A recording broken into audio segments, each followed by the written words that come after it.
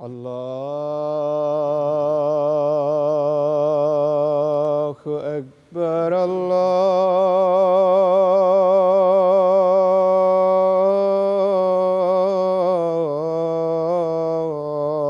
الله أكبر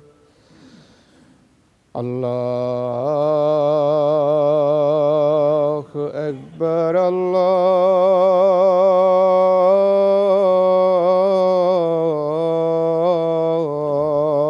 الله أكبر أشهد أن لا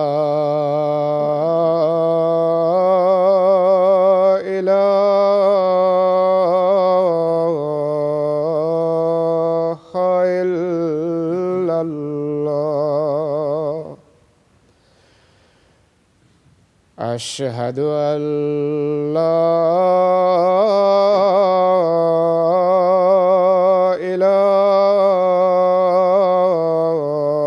إله إلا الله أشهد أن محمدًا رسول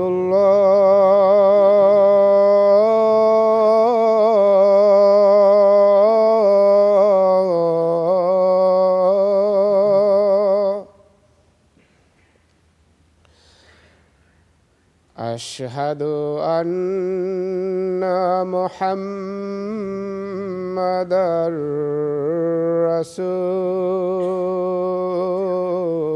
رسول الله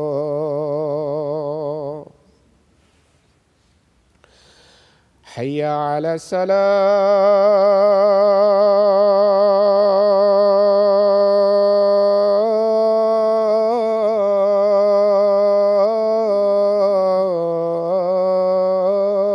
الصلاة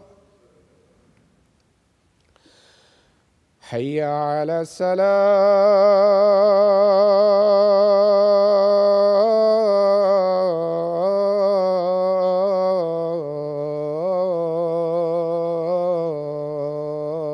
الصلاة حي على الفلاح حي على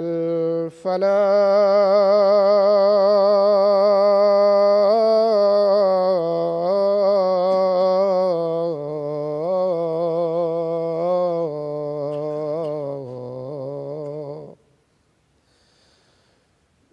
الله أكبر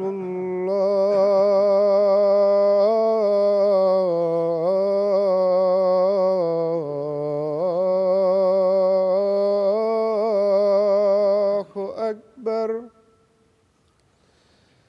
لا إله إلا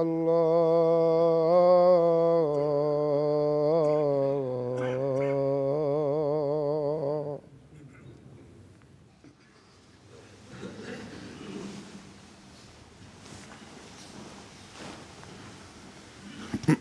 السلام عليكم ورحمة الله.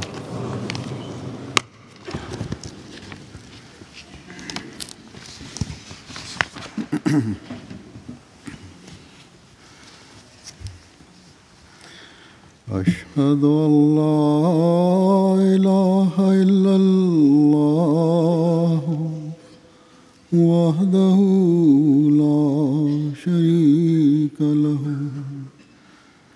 وأشهد أن محمدًا عبده ورسوله أما بعد فأعوذ بالله من الشيطان الرجيم بسم الله الرحمن الرحيم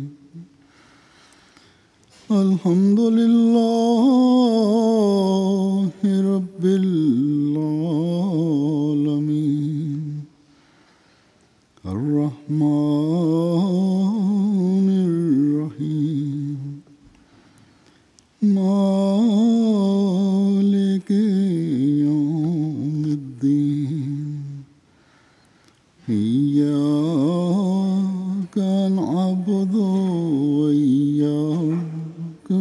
المستقيم اهدنا الصراط المستقيم صراط الذين أنعمت عليهم غير المغضوب عليهم ولا الضالين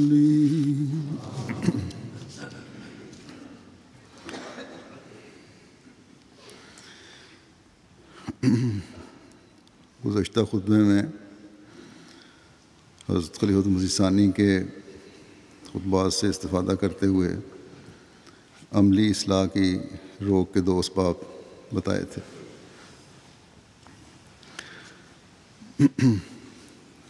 باقی اہم اسباب اس بارے میں جو ہیں وہ آج بیان کروں گا. عملی اصلاح میں روک کا تیسرا سبب ہے فوری یا قریب کے معاملات کو مد نظر رکھنا، جبکہ عقیدے کے معاملات دور کے معاملات ہیں. ایسے معاملات ہیں جن کا تعلق زیادہ تر بعد کی زندگی سے ہے، جسے عاجل کہتے ہیں.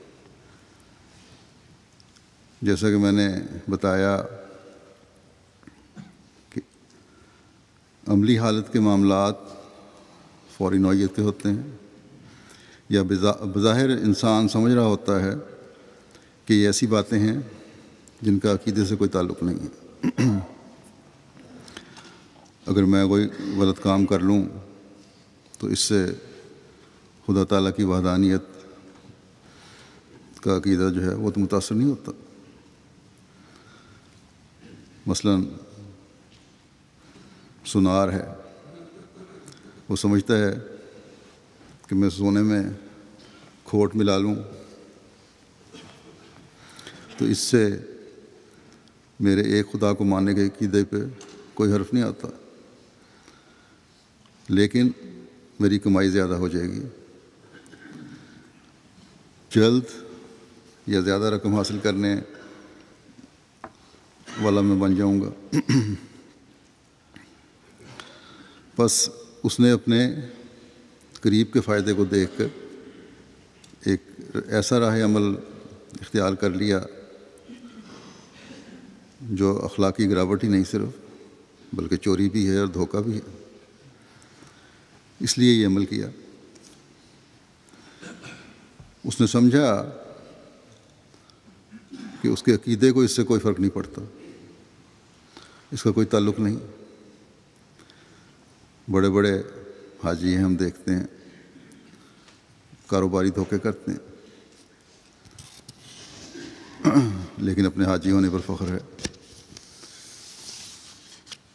ان دھوکوں کے وقت یہ بھول جاتے ہیں یا اس بات کی اہمیت نہیں سمجھتے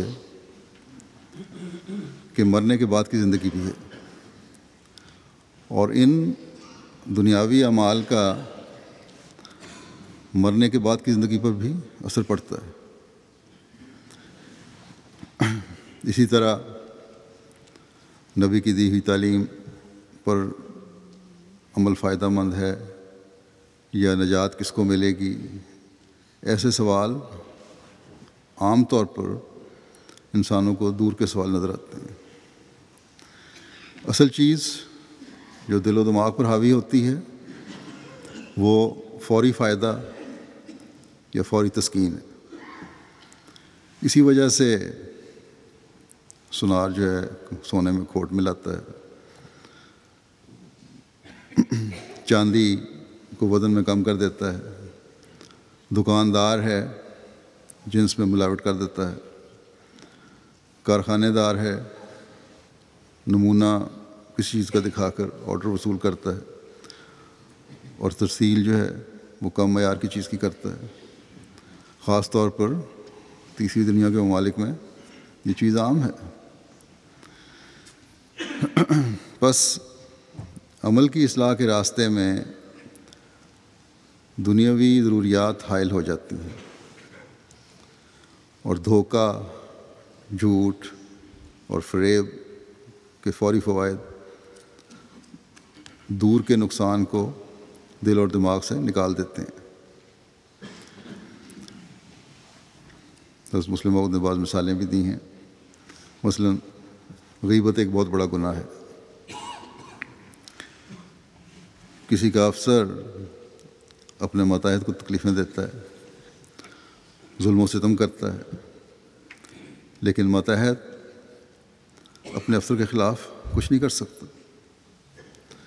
اتفاقاً اس افسر سے بھی بڑے افسر سے ملاقات ہو جاتی ہے اس ماتحت کی، اور وہ بڑا افسر اس افسر کے خلاف کچھ کہتا ہے۔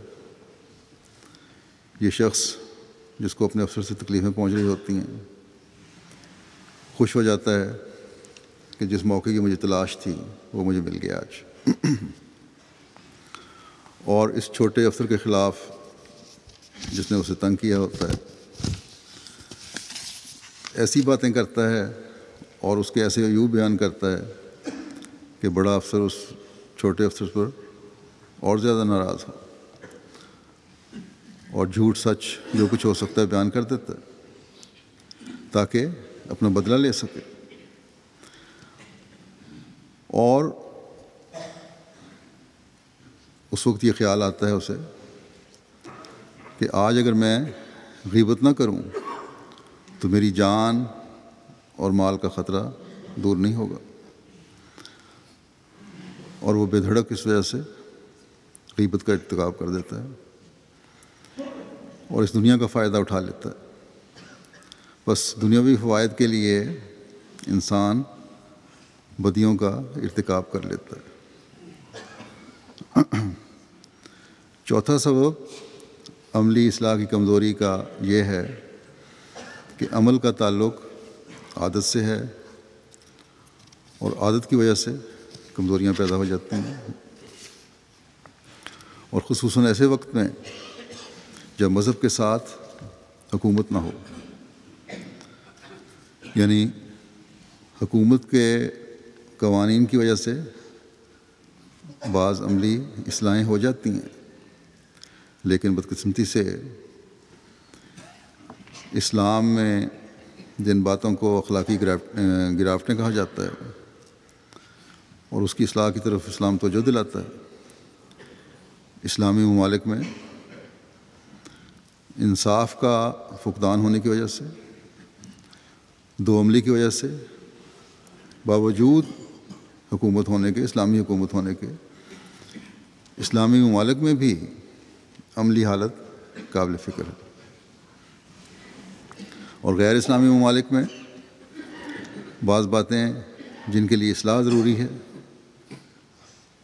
یہ انہیں بد عملی اور اخلاقی گراوٹ نہیں سمجھتے، اس لیے بعض باتوں کی عملی اصلاح نہیں ہو سکتی۔ بس عملی اصلاح کے لیے حکومت کا ایک کردار ہے۔ جہاں مذہب اور حکومت کی عملی اصلاح کی تعریف ایک ہے اور عملی اصلاح اس کے مطابق ہے، وہاں عادتیں قانون کی وجہ سے ختم کی جا سکتی ہیں، لیکن جہاں حکومت کا قانون عملی اصلاح کے لیے مددگار نہ ہو وہاں عادتیں نہیں بدلی جا سکتی، اور عملی کمزوریاں معاشرے کا ناسور بن جاتی ہیں، جیسا کہ آزادی کے نام پر ترقی یافتہ ممالک میں ہم بہت سی عملی کمزوریاں دیکھتے ہیں، اور الیکٹرانک میڈیا کے ذریعے سے عملی کمزوریاں اب دنیا میں ہر جگہ پھیلائی جا رہی ہیں، اور ایسے ماحول میں بڑھنے والے ماحول کا حصہ ہونے کی وجہ سے مستقل ان چیزوں کو دیکھ کر عادتاً بعض عملی کمزوریاں اپنا چکے ہیں، اور شعوری اور غیر ارادی طور پر لاشعوری اور غیر ارادی طور پر بچے اور یا نوجوان ہیں، ان میں بھی، لڑکوں لڑکیوں میں بھی یہ کمزوریاں راہ پکڑ رہی ہیں۔ اور جب عادت پکی ہو جائے تو پھر اسے چھوڑنا مشکل ہو جاتا ہے۔ مثلا نشہ ہے، اس کی عادت پڑ جائے تو چھوڑنا مشکل ہے۔ ایک شخص یہ قربانی تو کر لیتا ہے کہ 3 خداؤں کی جگہ ایک خدا کو مان لیں، اور یہ تو کبھی نہیں ہوگا کہ جب ایک خدا کو مان لیا تو دوسرے دن اسے ایک خدا کی جگہ 3 خداؤں کا خیال آ جائے۔ مگر نشہ کرنے والے کے دل میں یہ خواہش ضرور پیدا ہوگی کہ نشہ مل جائے۔ ساری عمر کے عقیدے کو تو ایک شخص چھوڑ سکتا ہے، مگر نشے کی عادت جو چند مہینوں یا چند سالوں کی عادت ہے، وہ اسے ذرا سی نشے کی کمی ہو جائے تو بے چین کر دیتی ہے۔ سگریٹ پینے والے بھی بعض ایسے ہی ہیں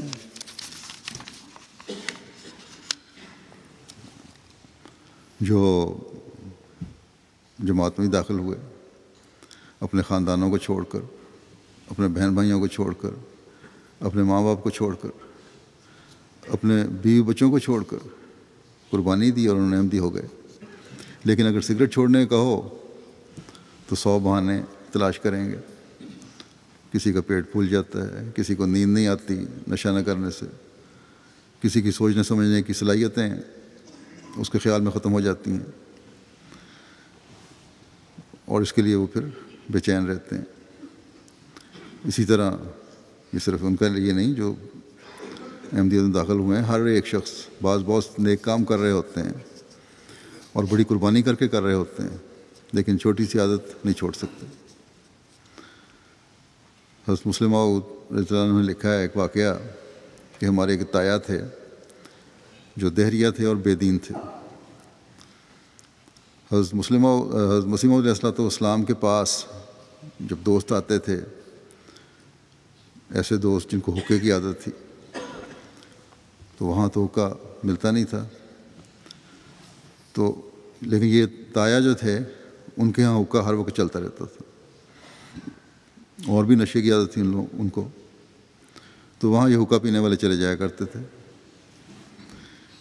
اور حقے کی نشے کی وجہ سے ان کی فضول اور بیہودہ باتیں سننے پر مجبور ہوتے تھے۔ ان تایا سے ایک دفعہ حضرت خلیفۃ مسیح اول نے پوچھا کہ کبھی آپ نے نماز ہی پڑھی ہے؟ ان کی دینی حالت کا یہ حال تھا، تو کہنے لگے کہ بچپن سے ہی میری طبیعت ایسی ہے کہ جب میں کسی کو سر نیچے کیے دیکھتا ہوں تو مجھے ہنسی آنی شروع ہو جاتی ہے۔ مراد یہ تھی کہ جب میں سجدے میں دیکھتا ہوں، نماز پڑھتے دیکھتا ہوں، تو اس وقت سے میں مذاق اڑایا کرتا تھا۔ تو مسلم موعود لکھتے ہیں کہ ان تایا صاحب کے پاس دوست چلے جاتے تھے اور حقے کی مجبوری کی وجہ سے اسلام کے خلاف اور سلسلے کے خلاف باتیں بھی سننی پڑتی تھیں اور سنتے تھے۔ ایک دفعہ ایک دوست وہاں گئے اور اپنے آپ کو گالیاں دیتے ہوئے، برا بھلا کہتے ہوئے باہر نکلے۔ کسی نے پوچھا یہ کیا ہوا ہے؟ تو کہتے ہیں اس حقے کی وجہ سے، اس لعنت کی وجہ سے میرے نفس نے مجھے ایسی باتیں سننے پر مجبور کیا ہے جو عام حالات میں برداشت نہیں کر سکتا۔ تو عادتیں بعض دفعہ بہت ذلیل کروا دیتی ہیں انسان کو۔ بعض لوگوں کو جھوٹ بولنے کی عادت ہوتی ہے، لاکھ سمجھاؤ، نگرانی کرو، مگر جھوٹ بولنے سے باز نہیں آتے، ان کی اصلاح مشکل ہوتی ہے۔ یہ نہیں کہ ہو نہیں سکتی، اگر اصلاح نہ ہو سکے تو ان کے سمجھانے کا ضرورت کیا ہے، خود بات میں مستقل سمجھایا جاتا ہے، نصیحتیں کی جاتی ہیں۔ سمجھائے جانے کا حکم ہے خدا تعالیٰ کا۔ اگر ایمان کی کچھ بھی رمق ہے تو نصیحت بہرحال فائدہ دیتی ہے۔ اللہ تعالیٰ نے یہی فرمایا کہ مومنوں کو نصیحت کرو، ان کے لیے فائدہ مند ہے۔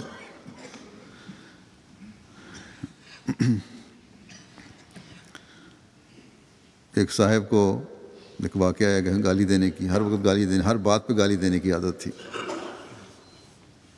اور ان کو بعض دفعہ پتہ بھی نہیں لگتا تھا کہ میں گالی دے رہا ہوں۔ ان کی شکایت حضرت مسلم موعود رضی اللہ عنہ کی کسی نے کی۔ آپ نے جب ان کو بلا کے پوچھا کہ سنا ہے آپ گالیاں بڑی دیتے ہیں، تو گالی دے کر کہنے لگے کون کہتا ہے میں گالی دیتا ہوں؟ تو عادت میں احساس ہی نہیں ہوتا کہ انسان کیا کہہ رہا ہے۔ تو بعض بالکل ایسی حالت میں ہوتے ہیں کہ عادت کی وجہ سے ان کو احساس ختم ہو جاتے ہیں، احساس مٹ جاتے ہیں۔ اگر انسان اگر کوشش کرے تو ان مٹے ہوئے احساسات کو، ختم ہوئے احساسات کو دوبارہ پیدا بھی کیا جا سکتا ہے، اصلاح بھی کی جا سکتی ہے۔ بہرحال عملی حالت کی روک میں عادت کا بہت بڑا دخل ہے۔ آج کل ہم دیکھتے ہیں بیہودہ فلمیں دیکھنے کا بڑا شوق ہے، انٹرنیٹ پر لوگوں کے شوق ہے، اور بعض لوگوں کی ایسی حالت ہے کہ وہ نشے والی حالت ہے ان کی، وہ کھانا نہیں کھائیں گے، بیٹھے فلمیں دیکھ رہے ہیں دیکھتے چلے جائیں گے، انٹرنیٹ پر بیٹھے ہیں بیٹھے چلے جائیں گے، نیند آ رہی ہے تب بھی وہ بیٹھے دیکھتے رہیں گے، نہ بچوں کی پرواہ نہ بیوی کی پرواہ۔ تو ایسے لوگ بھی ہیں۔ بس یہ عادتیں جو ہیں یہ عملی اصلاح میں روک کا بہت بڑا کردار ادا کرتی ہیں۔ عملی اصلاح میں روک کا 5واں سبب بیوی بچے بھی ہیں۔ یہ عملی اصلاح کی راہ میں حائل ہوتے ہیں۔ بسا اوقات انسان کو بیوی بچوں کی تکالیف عملی طور پر ابتلا میں ڈال دیتی ہے۔ مثلا اسلام کی یہ تعلیم ہے کہ کسی کا مال نہیں کھانا۔ اب اگر کسی کے پاس کوئی رقم بطور امانت رکھوائی ہو، لیکن اس کا کوئی گواہ نہ ہو، کوئی ثبوت نہ ہو، تو جس کے پاس امانت رکھوائی گئی ہے وہ بعض دفعہ اپنے بیوی بچوں کی ضروریات کی وجہ سے اس کی نیت میں کھوٹ آ جاتا ہے، نیت بد ہو جاتی ہے۔ اسے خیال آتا ہے کہ میری بیوی نے کچھ رقم کا مطالبہ مجھ سے کیا تھا، اور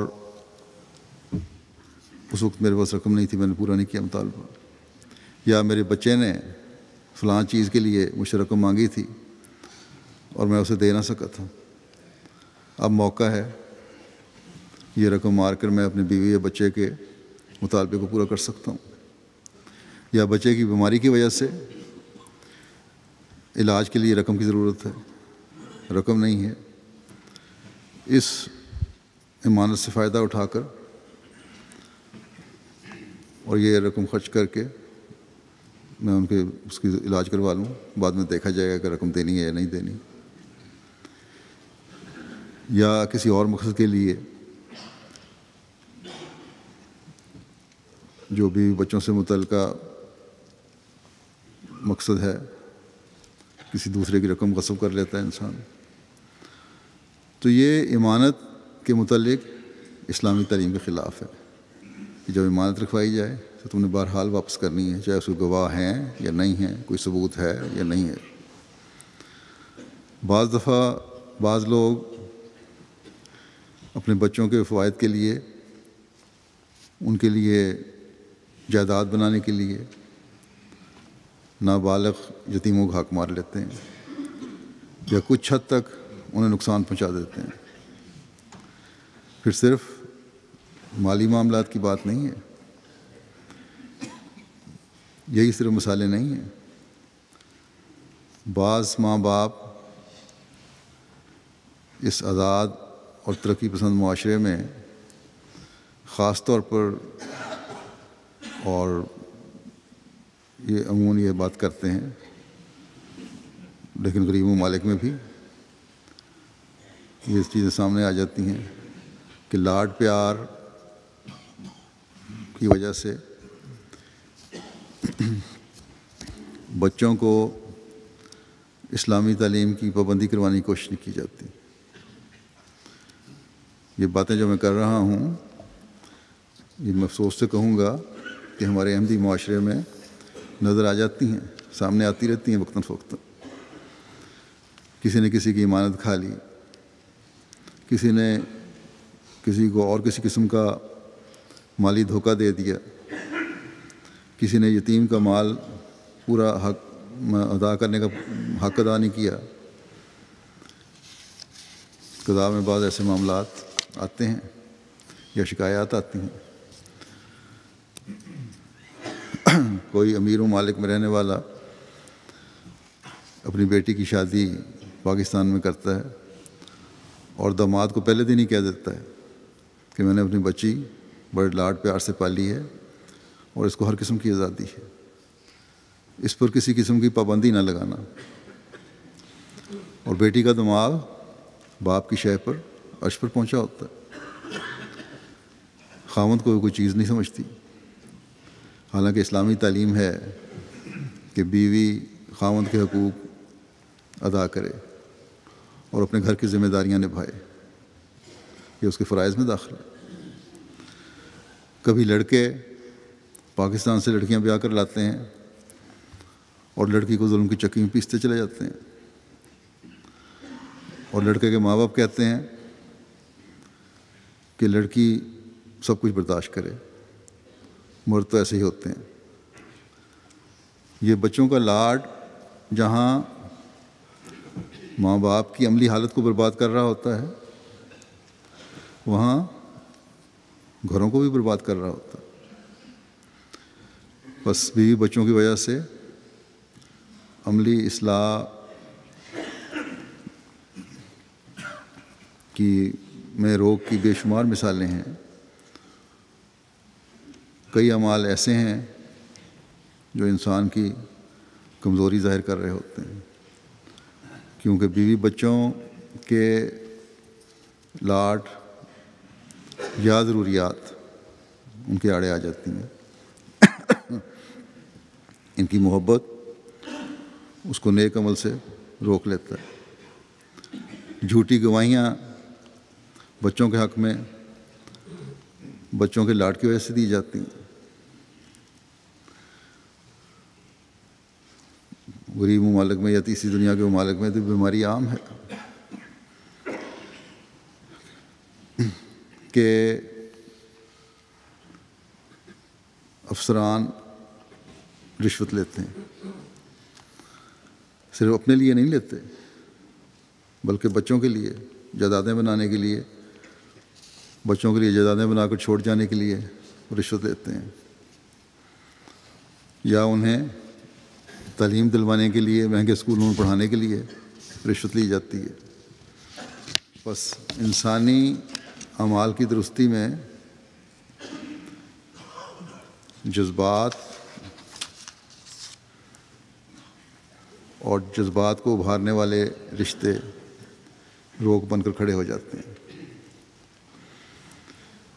اور ان کی درستی اس صورت میں ممکن ہے جب خدا تعالیٰ کی محبت ایسے مقام پر پہنچ جائے کہ اس محبت کی شدت کے مقابلے میں بیوی بچوں کی محبت اور ان کے لیے پیدا ہونے والے جذبات معمولی حیثیت اختیار کر لیں، اور انسان اس کے اثرات سے بالکل آزاد ہو جائے۔ اگر یہ نہیں تو عملی اصلاح بہت مشکل ہے۔ چھٹا سبب عملی اصلاح میں روک کا یہ ہے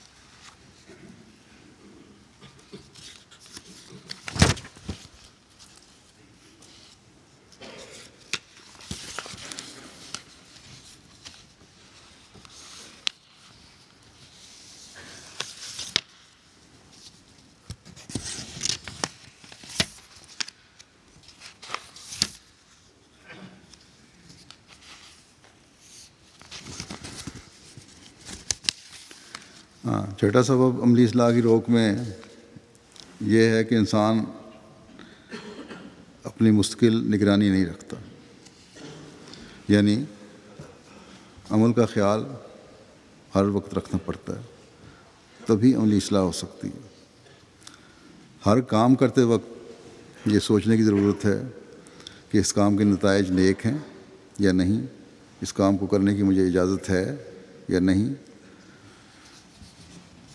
میں حضرت مسیح موعود علیہ السلام کی اس بات پر عمل کر رہا ہوں یا نہیں کہ 700 حکموں پر، قرآن کریم کے 700 حکم ہیں ان پر عمل کرو، کہیں میں ان سے دور تو نہیں جا رہا۔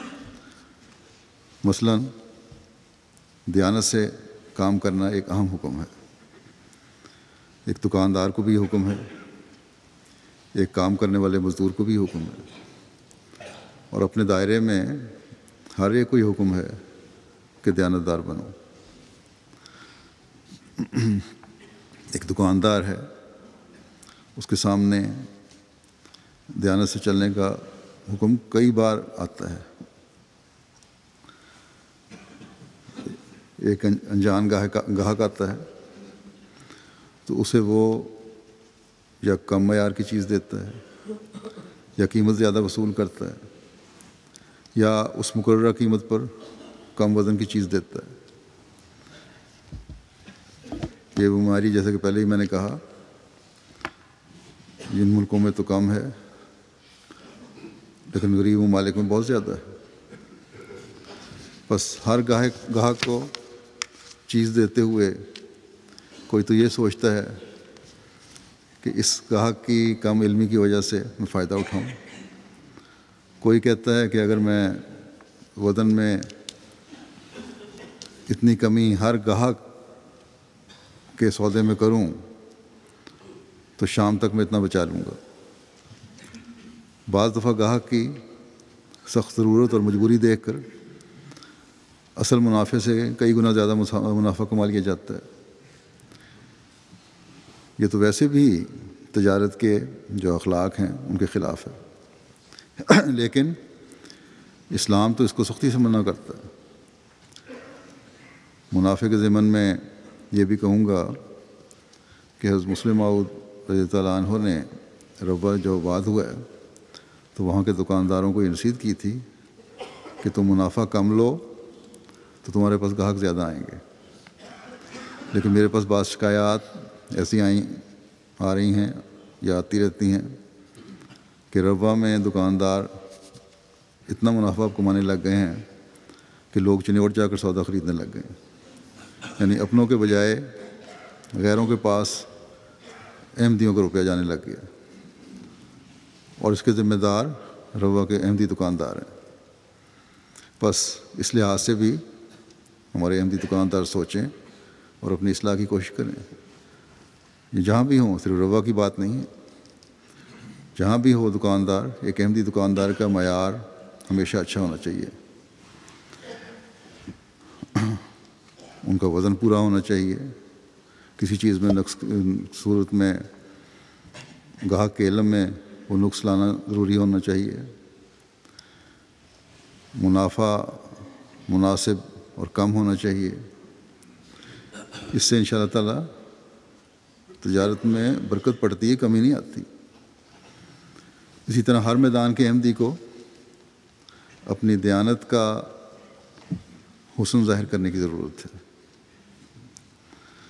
اور اس کے لیے ہر وقت اس حکم کی جگالی کرنے کی ضرورت ہے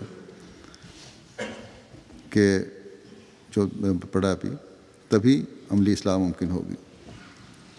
ہر وقت دہراتے رہنا پڑے گا کہ میری عملی اصلاح کے لیے یہ کام میں نے کرنے ہیں۔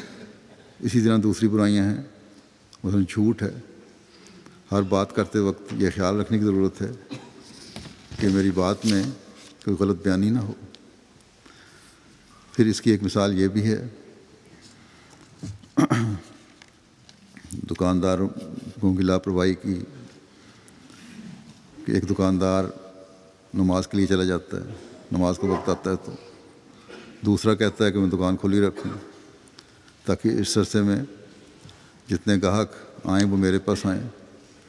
بس ایک طرف تو نیک اعمال کا خیال رکھنے والے نماز کی تیاری کر رہے ہوتے ہیں، اور دوسری طرف پیسہ کمانے کا سوچنے والے اس سے بے پرواہ اپنے دنیاوی فائدے دیکھنے کے لیے منافع بنانے کی سوچ رہے ہوتے ہیں، بجائے اس کے کہ نیک اعمال کی اصلاح کو سوچیں۔ ہر کام کرنے سے پہلے ان کی نظر دنیاوی فائدے کی طرف ہوتی ہے، اسی کے متعلق سوچتے ہیں۔ روا کے دکانداروں کے بارے میں پھر میں کہوں گا کہ ایک دفعہ ایک شکایت آئی تھی کہ نماز کے وقت میں دکانیں بند نہیں کرتے، تو اب بہرحال ان کی رپورٹ آئی ہے کہ سب نے یہی کہا ہے کہ ہم اب ان شاء اللہ تعالیٰ آئندہ کرتے رہیں گے۔ خدا کرے کہ اس پر عمل کرنے والے بھی ہوں یہ لوگ۔ اسی طرح قادیان کے دکاندار ہیں، اور آج کل تو قادیان میں جلسے کی وجہ سے گہما گہمی ہے، انہیں بھی اس کا خیال رکھنے کی ضرورت ہے کہ گاہک باہر سے آئے ہوئے ہیں تو اس کا مطلب یہ نہیں ہے کہ اپنی فرائض جو ہیں ان کو بھول جائیں۔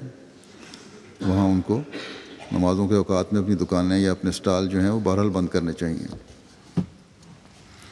اور دنیا میں ہر جگہ ہر احمدی کو یہ خیال رکھنے کی ضرورت ہے کہ جو فرائض ہیں ان کی ادائیگی کے لیے ان کو بہت توجہ کی ضرورت ہے۔ اعمال پر بار بار توجہ دینے کی مثال ایسی ہی ہے جیسے کوئی تیز رفتار گھوڑے پر سوار ہو، چلا جا رہا ہو، لیکن اگر بے احتیاطی سے اگر بیٹھے گا تو یہ گھوڑا اسے نیچے گرا دے گا۔ بس مومن کو بھی ہر وقت اپنے اعمال پر نگاہ رکھنی پڑے گی، اور رکھنی چاہیے۔ لمحہ بھر کے لیے بے احتیاطی اگر ہو جائے تو اپنے مومن کا جو معیار ہے اس سے وہ گر جائے گا، اور اس اعمال کی اصلاح بھی نہیں ہوگی۔ بس ہر معاملے میں ہر وقت نظر رکھ کر ہی عملی اصلاح کی طرف ہر ایک جو ہے وہ صحیح قدم اٹھا سکتا ہے۔ برائیوں کی طرف ایک مرتبہ انسان جھک گیا تو پھر وہ اس میں ڈوب جاتا ہے۔ گویا برائیوں سے بچنے کے لیے ہر کام پر نظر رکھ کر انسان ایک حجاب میں آ جاتا ہے، اور جب یہ حجاب ختم ہو جائے تو ایک کے بعد دوسری کمزوری اس پر غلبہ پا لیتی ہے۔ عورتوں کے لیے بھی میں ایک مثال دوں گا۔ پردہ اور حیا کی حالت ہے، اگر ایک دفعہ یہ ختم ہو جائے تو پھر بہت آگے بات بڑھ جاتی ہے۔ آسٹریلیا میں مجھے پتہ چلا کہ بعض بڑی عمر کی عورتوں نے جو پاکستان سے نئی گئی تھیں آسٹریلیا میں اپنے بچوں کے پاس، تو اپنی بچیوں کو یہ دیکھ کر کہ پردہ نہیں کرتی، انہیں پردے کا کہا کہ کم از کم حیادار لباس پہنو، اسکارف لو۔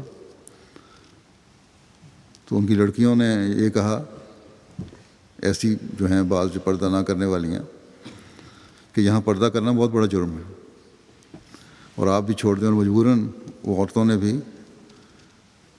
جو پردہ کہنے والی تھیں، اس خوف کی وجہ سے کہ جرم ہے، خود بھی پردہ چھوڑ دیا، جن کو ساری عمر پردے کی عادت تھی۔ حالانکہ حقیقت یہ ہے کہ وہاں کوئی ایسا قانون نہیں ہے، نہ جرم ہے، کوئی پابندی نہیں ہے، اور نہ ہی کوئی توجہ دیتا ہے اس طرف۔ صرف فیشن کی خاطر چند نوجوان عورتوں اور بچیوں نے پردے چھوڑ دیے ہیں۔ ایک شادی ہو کر وہاں پاکستان سے آنے والی بچی نے مجھے لکھا کہ مجھے بھی زبردستی پردہ چھڑوا دیا گیا تھا، یا ماحول کی وجہ سے میں بھی کچھ اس دام میں آ گئی اور پردہ چھوڑ دیا۔ تو جب اب میں وہاں دورے پہ گیا ہوں جلسے میں، اس نے لکھا کہ آپ نے جو تقریر کی عورتوں میں اور پردے کے بارے میں کہا، تو اس وقت میں نے برقع پہنا ہوا تھا، تو اس وقت سے میں نے برقع پہن ہی رکھا ہے اور اب میں اس پر قائم ہوں، اور کوشش بھی کر رہی ہوں اور دعا بھی کر رہی ہوں کہ اس پر قائم رہوں۔ اس نے دعا کے لیے بھی لکھا۔ تو پردے اس لیے چھٹ رہے ہیں کہ اس حکم کی جو قرآنی حکم ہے بار بار ذہن میں جگالی نہیں کی جاتی، نہ ہی گھروں میں اس کے ذکر ہوتے ہیں۔ بس عملی اصلاح کے لیے بار بار ذکر ہونا، برائی کا ذکر ہونا اور نیکی کا ذکر ہونا ضروری ہے۔ ساتواں سبب اعمال میں اصلاح میں روک کا یہ ہے کہ انسانی تعلقات اور رویے جو ہیں وہ حاوی ہو جاتے ہیں اور خشیت اللہ میں کمی آ جاتی ہے۔ بسا اوقات لالچ، دوستانہ تعلقات، رشتہ داری، لڑائی، بغض اور کینے ان اعمال کے اچھے حصوں کو ظاہر نہیں ہونے دیتے۔ مثلا انسان، امانت کی جو مثال لی ہے دوبارہ دیتا ہوں کہ امانت کو اس نقطۂ نظر سے نہیں دیکھتا کہ خدا تعالیٰ نے اس کا حکم دیا ہوا ہے، بلکہ اس نقطۂ نگاہ سے دیکھتا ہے کہ اس خاص موقع پر امانت کی وجہ سے اس کے دوستوں یا دشمنوں پر کیا اثر پڑتا ہے۔ اسی طرح وہ سچ کو اس نقطے سے نہیں دیکھتا کہ سچ بولنے کا خدا تعالیٰ نے حکم دیا ہے، بلکہ اس نقطۂ نگاہ سے دیکھتا ہے کہ آیا اسے یا اس کے دوستوں، عزیزوں کو اس سچ بولنے سے کوئی نقصان تو نہیں پہنچے گا۔ ایک انسان دوسرے انسان کے خلاف گواہی اس لیے دے دیتا ہے کہ فلاں وقت میں اس نے مجھے نقصان پہنچایا تھا، بس آج مجھے موقع ملا ہے کہ میں بھی بدلہ لے لوں اور اس کے خلاف گواہی دے دوں۔ بس اعمال میں کمزوری اس وجہ سے ہوتی ہے کہ خشیت اللہ کا خانہ خالی ہو جاتا ہے۔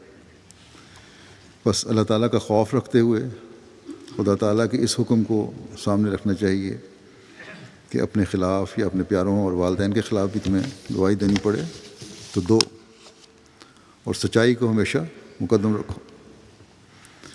آٹھواں سبب عملی اصلاح میں روک کا یہ ہے کہ عمل کی اصلاح اس وقت تک بہت مشکل ہے جب تک خاندان کی اصلاح نہ ہو۔ مثلا دیانتداری اس وقت تک مکمل نہیں ہو سکتی یا اس کا معیار قائم نہیں رہ سکتا جب تک بیوی بچے بھی پورا تعاون نہیں کرتے۔ اگر گھر کا سربراہ کتنا ہی حلال مال کمانے والا ہو، لیکن اگر اس کی بیوی کسی ذریعے سے بھی ہمسایوں کو لوٹتی ہے یا کسی اور ذریعے سے کسی کو نقصان پہنچاتی ہے، مال غصب کرنے کی کوشش کرتی ہے، یا اس کا بیٹا رشوت کا مال گھر میں لاتا ہے، تو اس گھر کی روزی حلال نہیں بن سکتی، خاص طور پر ان گھروں میں جہاں سب گھر والے اکٹھے رہتے ہیں، جوائنٹ فیملی سسٹم ہے اور اکٹھے گھر چل رہے ہوتے ہیں ان کے۔ اسی طرح دوسرے اعمال ہیں، جب تک سب گھر والوں کے اعمال میں ایک ہو کر بہتری کی کوشش نہیں ہوگی، کسی نہ کسی وقت ایک دوسرے کو متاثر کر دیں گے۔ بیوی نیک ہے اور خامد رزق کے حلال نہیں کماتا تو تب بھی گھر متاثر ہوگا۔ نمازوں کی طرف اگر باپ کی توجہ ہے لیکن اپنے بچوں کو توجہ نہیں دلاتا، یا باپ کہتا ہے لیکن ماں توجہ نہیں کر رہی، یا ماں توجہ دلا رہی ہے اور باپ بے نمازی ہے، تو بچے اس کی نقل کریں گے۔ گزشتہ خطبے میں میں نے یہ مثالیں دی تھیں۔ اللہ تعالیٰ نے قرآن کریم میں فرمایا ہے قُوا انفسکم واہلیکم نارا، کہ نہ صرف اپنے آپ کو آگ سے بچاؤ بلکہ اپنے اہل و عیال کو بھی جہنم کی آگ سے بچاؤ۔ تمہارا صرف اپنے آپ کو دوزخ کی آگ سے بچانا کافی نہیں ہے بلکہ دوسروں کو بھی بچانا فرض ہے۔ اگر دوسروں کو نہیں بچاؤ گے تو وہ تمہیں ایک دن لے ڈوبیں گے۔ بس اعمال کی اصلاح کے لیے پورے گھر کی اصلاح کی ضرورت ہے اور اس کے لیے سب کو کوشش کرنی چاہیے۔ گھر کے سربراہ کا اس میں سب سے اہم کردار ہے۔ اکثر اوقات بیوی بچوں کی طرف سے غفلت یا ان کی تکلیف کا احساس یا بے جا لاڈ اپنی اور اپنے گھر والوں کی اصلاح میں روک بن جاتا ہے۔ ان 8 باتوں کے علاوہ بھی بعض وجوہات ہو سکتی ہیں۔ یہ چند اہم باتیں جیسا کہ میں نے کہا ہیں عملی اصلاح میں روک کی، لیکن تقریباً تمام باتیں اگر ان پہ غور کیا جائے انہی 8 باتوں میں سمٹ بھی جاتی ہیں۔ بہرحال خلاصہ یہ کہ اعمال کے بارے میں ایسی روکیں موجود ہیں جو انسان کو اللہ تعالیٰ کے راستے سے ہٹا دیتی ہیں، اس کے قرب سے دور پھینک دیتی ہیں۔ اگر ہم اپنے اعمال کی اصلاح کرنا چاہتے ہیں تو اس طرف توجہ کی ضرورت ہے۔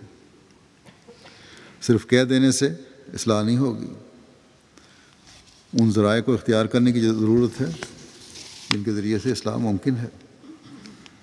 حضرت مسلم موعود نے ایک مثال دی ہے کہ یورپ کا ایک مشہور لیکچرر تھا اور بڑے اعلیٰ قسم کے لیکچر دیا کرتا تھا، لیکن لیکچر دیتے وقت وہ اپنے کندھے بہت زور زور سے ہلایا کرتا تھا،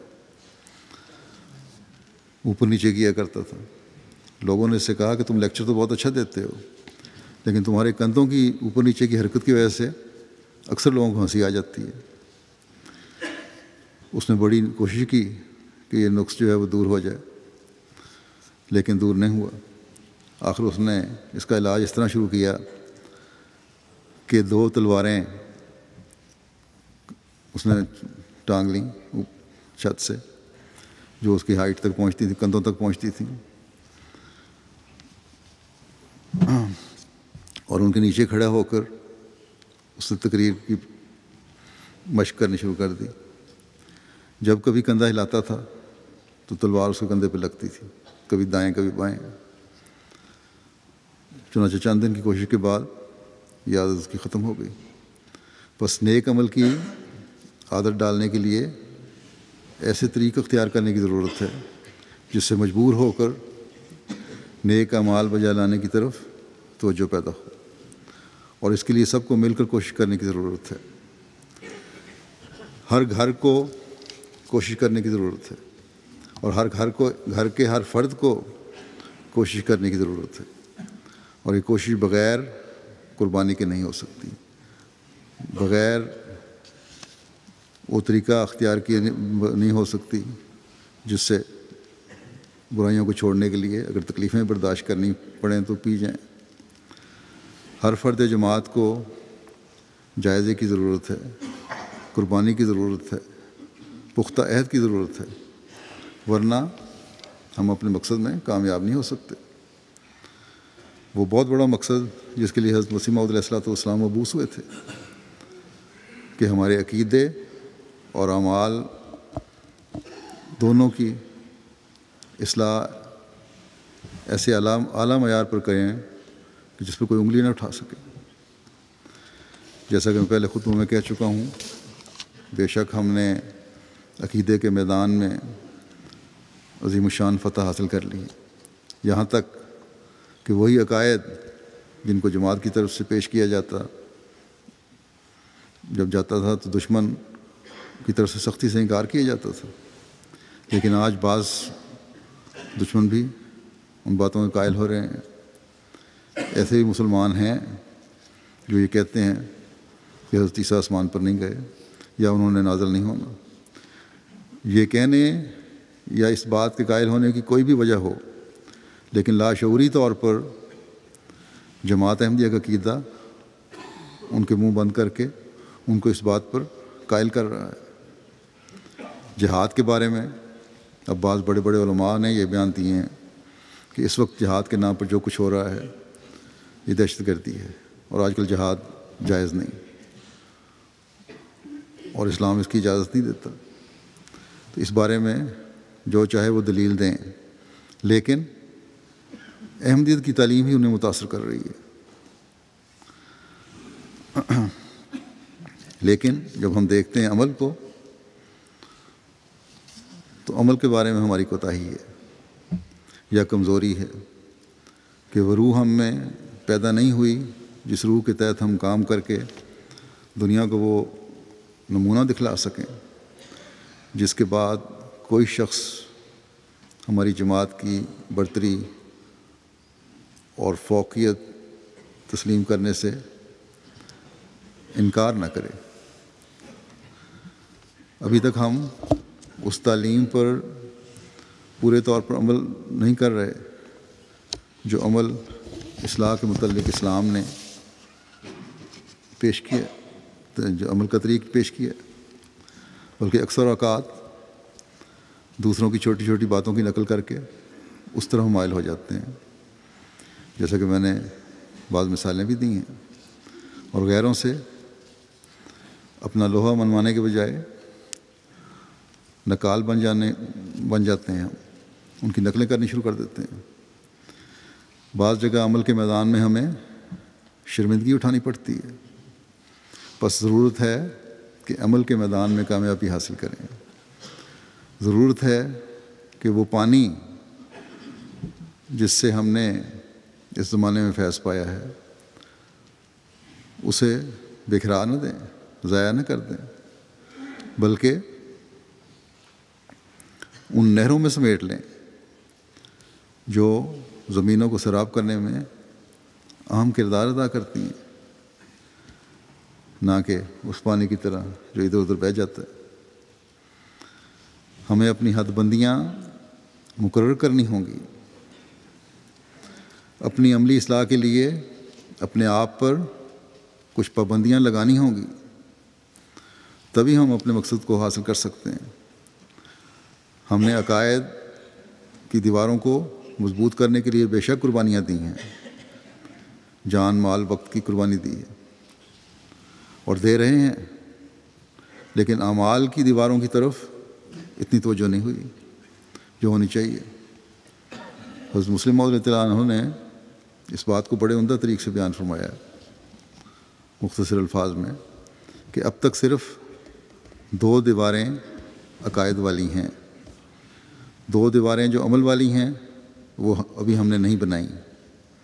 اس وجہ سے چور آتا ہے اور ہمارا مال اٹھا کر لے جاتا ہے، لیکن جب ہم قربانی کے نتیجے میں اپنی 4 دیواری کو مکمل کر لیں گے تو پھر چور داخل ہونے کے سارے راستے مسدود ہو جائیں گے۔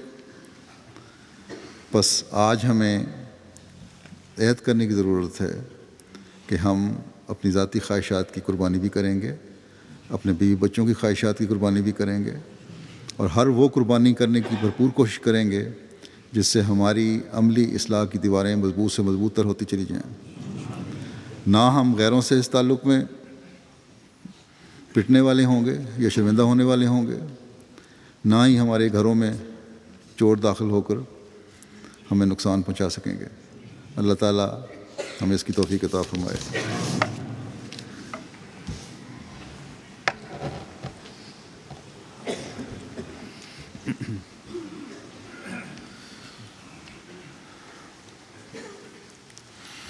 الحمد لله نحمده ونستعينه ونستغفره ونؤمن به ونتوكل عليه ونعوذ بالله من شرور أنفسنا ومن سيئات أعمالنا من يهده الله فلا مضل له ومن يضلل فلا هادي له ونشهد أن لا إله إلا الله ونشهد أن محمدا عبده ورسوله عباد الله رحمكم الله إن الله يأمر بالعدل والإحسان وإيتاء ذي القربى القربى وينهى عن الفحشاء والمنكر والبغي يعظكم لعلكم تذكرون اذكروا الله يذكركم وادعوه يستجب لكم ولذكر الله أكبر